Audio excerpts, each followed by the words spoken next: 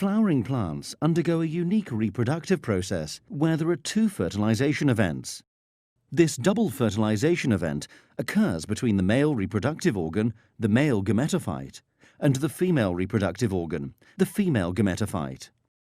Before the fertilization event can occur, the ovule has to undergo some changes. At present, the ovule contains one reproductive cell, known as the megaspore or mother cell.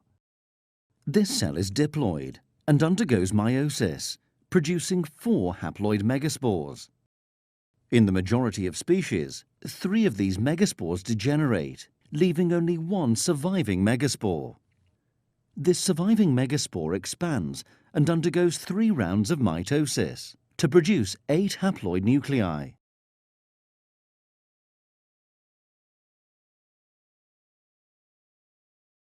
As the nuclei have not developed any individual division, they initially share the same cytoplasm.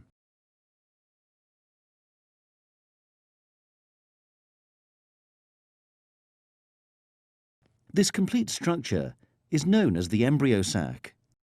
Within the established embryo sac, cell walls begin to form between most of the nuclei. 3 cells named antipodal cells form opposite the opening of the ovule, known as the micropyle. Another 3 cells form above the micropyle. 2 of these are synergids, and the other is the egg cell.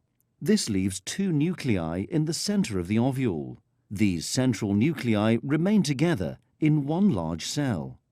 It is the egg cell and this central nucleate cell which will eventually become part of the double fertilization event.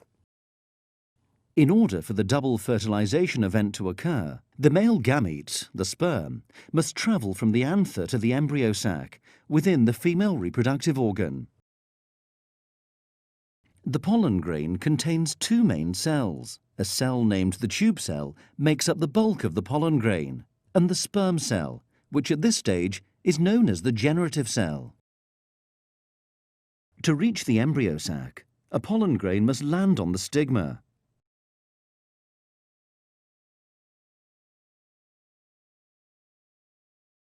Once landed, it begins to germinate.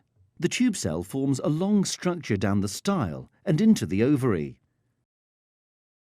The generative cell travels behind the tube cell nucleus.